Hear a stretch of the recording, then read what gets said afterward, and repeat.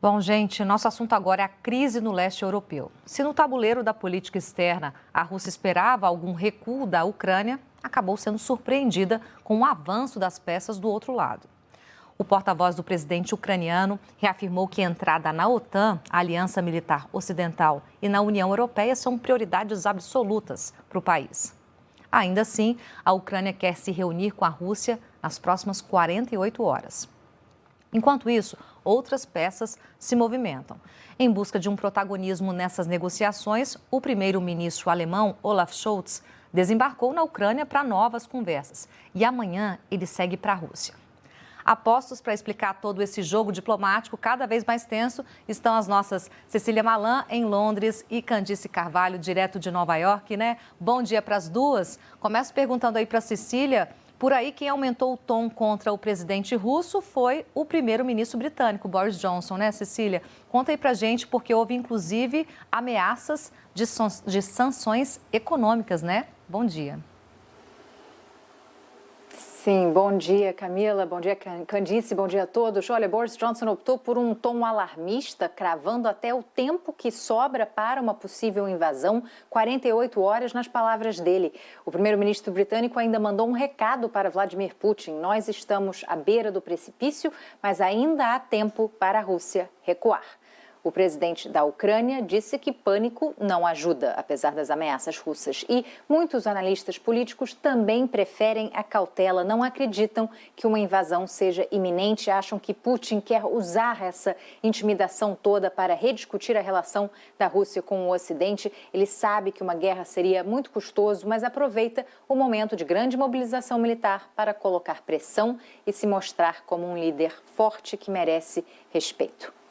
Depois de um fim de semana de negociações, a Ucrânia pediu uma reunião com a Rússia nas próximas 48 horas. O governo ucraniano exige esclarecimentos sobre o aumento de tropas russas nas fronteiras e também transparência sobre as intenções do Kremlin, mas Vladimir Putin prefere manter o mundo em suspense e ainda não respondeu formalmente a esse pedido ucraniano.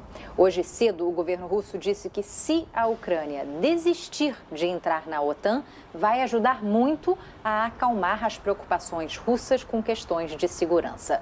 O porta-voz do presidente ucraniano se apressou para dizer que a ambição do país de fazer parte da OTAN e também da União Europeia segue firme e forte. Ontem, um embaixador ucraniano para o Reino Unido criou confusão ao dizer numa entrevista que a Ucrânia poderia ser flexível, dando a entender que poderia talvez não ir adiante com a filiação para evitar uma guerra. Mas hoje ele voltou atrás, afirmando que o país não tem planos de adiar a sua vontade de fazer parte da OTAN. Essa é uma vontade das autoridades e também do povo ucraniano, reforçou o porta-voz da presidência. Como a Camila disse agora há pouco, o primeiro-ministro da Alemanha está hoje na capital ucraniana, Kiev. A gente vê aí nas imagens. Até agora, a Alemanha recusou pedidos para fornecer armamento aos soldados ucranianos na linha de frente. A qualquer momento começa uma coletiva entre os presidentes, o primeiro-ministro da Alemanha e o presidente da Ucrânia. Olaf Scholz viaja amanhã a Moscou para falar pessoalmente com Vladimir Putin. Ele já advertiu, em nome de toda a Europa, que uma agressão militar russa pode ter graves consequências econômicas. Vamos seguir acompanhando. Pressão de todos os lados, né, Cecília? É impressionante isso. E a gente fica daqui observando e informando. Queria jogar para a Candice, então, porque o grupo das 7 maiores economias do mundo também fez um alerta. É mais pressão, né? O que o G7 disse, Candice? Leilane, bom dia para você, Cecília, bom dia a todos. A pressão é cada vez maior, né, contra a Rússia, como você disse. Agora o G7, através dos ministros das Finanças, emitiram um comunicado conjunto dizendo que, caso a Rússia invada a Ucrânia, as sanções econômicas que o G7, a gente está falando aí das maiores economias do mundo, Estados Unidos, Reino Unido, União Europeia, França, Japão, enfim, todos esses países aplicariam de maneira unida, né, sanções econômicas severas, massivas essas foram as palavras, contra a Rússia. O G7 também disse que apoiaria economicamente a Ucrânia no caso de uma invasão. E isso é bastante significativo porque a gente sabe que qualquer tipo de conflito, qualquer tipo de conflito armado, né, gera uma situação, além de humanitária, uma crise econômica muito grande para qualquer país. Então a gente vê que a Ucrânia está cada vez mais apoiada aí por países do Ocidente. Esse comunicado do G7 vai de encontro ao que os Estados Unidos vem dizendo e ao que a OTAN, também a Aliança Militar do Ocidente, do qual os Estados Unidos fazem parte, junto com outros 29 países, né, a OTAN também vem dizendo que a primeira reação no caso de uma invasão, seria aplicar sanções econômicas contra a Rússia. Agora, ninguém sabe até que ponto iriam essas sanções econômicas, né? O quão severas seriam essas sanções, porque isso ninguém diz, né? Ninguém revela, claro, porque faz parte do jogo. Eu lembro que a Rússia já tem sanções aplicadas, né, contra o país por parte dos Estados Unidos e por parte também da Europa. Nem por isso, né, Vladimir Putin deixa de ter essa atitude de ofensiva militar ali em relação à Ucrânia e nem por isso deixa de apresentar uma certa hostilidade, como, por exemplo, ataques de hackers que a Rússia, né, fez, segundo os Estados Unidos, no último ano.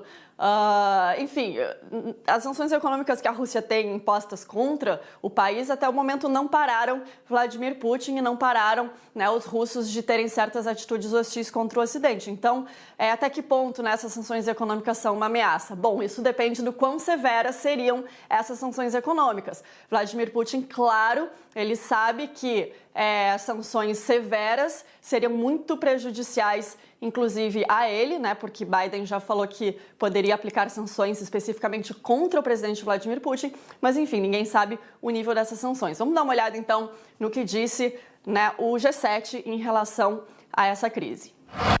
Die 7 führenden Industrienationen haben klargemacht, dass wir auf eine Verletzung politischer und territorialer Grenzen in Bezug auf die Ukraine gemeinsam schnell und konsequent reagieren würden.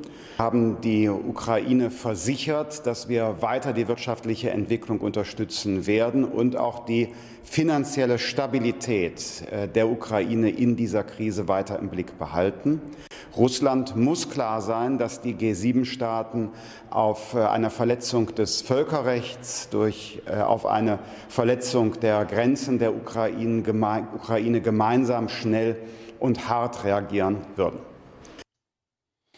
Pois é, vou perguntar para a Cecília. Cecília, o conflito em si não existe ainda, mas a tensão já está armada, está tudo lá armado.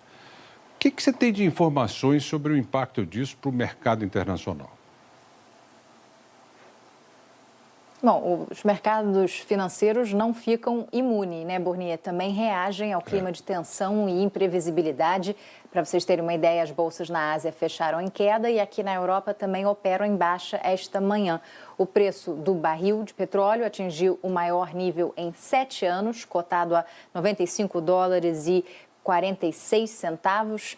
Há quase 2 anos, no início da pandemia, custava em torno de $20, para vocês perceberem como esse preço inflacionou. O risco de uma guerra fez mais de 12 países orientarem seus cidadãos a deixarem a Ucrânia, enquanto ainda há voos comerciais e estradas abertas. A empresa aérea holandesa KLM já suspendeu voos para o país do leste europeu e a alemã Lufthansa estuda fazer o mesmo. Vamos seguir acompanhando aí essas ramificações de uma possível guerra entre Rússia e Ucrânia. Pois é, Cecília, a gente fica acompanhando, mas parece que a situação vem se agravando, né? A temperatura parece mesmo que está esquentando. Candice, esse foi um fim de semana agitado aí para o Joe Biden, né? Teve uma conversa tensa com o Putin e ele foi convidado também para ir à Ucrânia, né? Pois é, o presidente americano pediu essa conversa com Vladimir Putin. Putin queria inicialmente que a conversa acontecesse hoje, segunda-feira, mas Biden pediu que a conversa acontecesse o quanto antes, acabou acontecendo no sábado. Biden chegou a ser criticado no final de semana porque ele foi passar o final de semana na casa de campo, em Camp David, na casa de campo presidencial, tirou selfie com funcionários, né, a caminho de lá.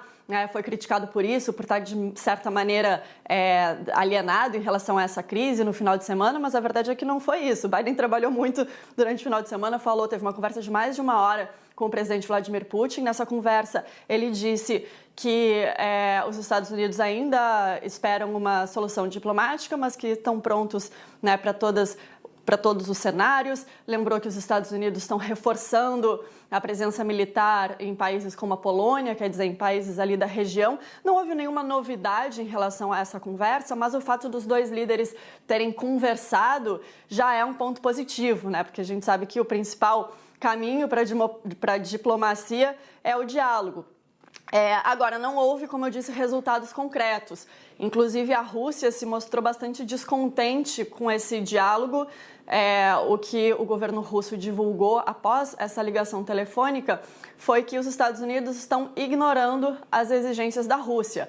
Um porta-voz do Kremlin disse também que os Estados Unidos estão agindo de maneira histérica em relação a essa possibilidade de invasão, né, da Ucrânia, dizendo que a Rússia não tem intenção nenhuma, que essa é uma possibilidade absurda, né, da Rússia invadir a Ucrânia. Então, quer dizer, a Rússia continua, né, mantendo a posição de que não tem intenção de invadir, e os Estados Unidos e potências ocidentais continuam também mantendo a mesma posição, dizendo que sim, a Rússia pode invadir a qualquer momento, e a gente fica no meio aí dessas duas informações. Joe Biden também conversou com o presidente ucraniano, que fez o convite para que Biden fosse à Ucrânia, e ele disse, o presidente Volodymyr Zelensky falou que a presença de Biden na Ucrânia seria muito importante para amenizar a tensão, né? Porque é claro que a presença dos Estados Unidos num determinado país, o fato do presidente estar lá, significa que teoricamente não tem nenhum risco, né, de confronto, senão o presidente americano nunca estaria nesse local. Enfim, vamos ver se Biden vai de fato à Ucrânia. É isso, gente, é isso que vocês estão colocando aí. Quer dizer, a guerra em si não está ainda em operação, felizmente, mas a guerra que já está operando é a da comunicação, como em qualquer conflito, qualquer guerra, né? Fica essa guerra de versões aí, e a gente tem que apresentar para o nosso assinante todas as versões e as pessoas que concluam o que elas acharem melhor. Obrigado, viu, Candice? Obrigado, Cecília. Um beijo para vocês duas.